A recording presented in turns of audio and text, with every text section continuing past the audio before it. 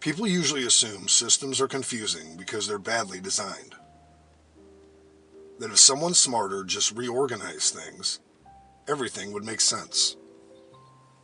That's comforting. And it's usually wrong. Most systems work exactly as intended. They just aren't designed for the people inside them. Think about schools, insurance, healthcare, banking, even technology platforms.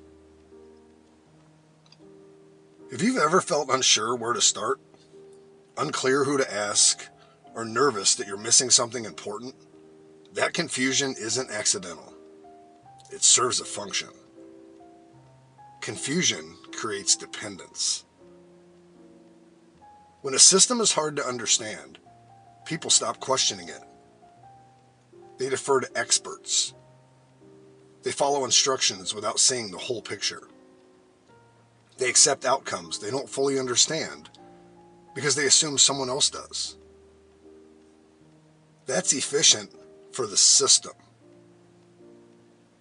Clarity slows systems down. Confusion keeps them moving. Another reason systems feel confusing is fragmentation. Information is scattered across forms, portals, departments, policies, and fine print. No single place ever gives you the full picture. That fragmentation isn't just inconvenient. It protects the system. If something goes wrong, responsibility is always somewhere else. One office points to another. One rule cancels out another rule. No one person ever owns the outcome.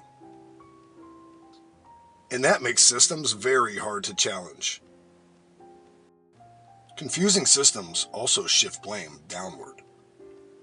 If the rules are hard to follow, it becomes easy to blame individuals instead of questioning the structure itself.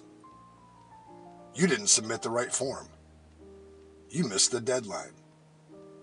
You didn't read policy carefully enough. The system remains intact. You feel like the problem. Here's the important part. If a system affects your life and feels unnecessarily confusing, that confusion is doing work for someone. That's important enough to say one more time. If a system affects your life and feels unnecessarily confusing, that confusion is doing work for someone. Understanding a system doesn't mean memorizing every rule or mastering every detail. It means noticing patterns. What does the system reward? What does it ignore? Who benefits when people stay confused? And who pays the cost of that confusion? Once you start asking those questions, something shifts. The confusion stops feeling personal. You realize you're not failing. You're navigating something that wasn't built for clarity in the first place. And when you see that, you can start making different choices. You can decide where to comply, where to slow down, and where not to internalize blame for something structural. That's not rebellion. That's understanding. And understanding is the first thing confusing systems quietly hope you never do.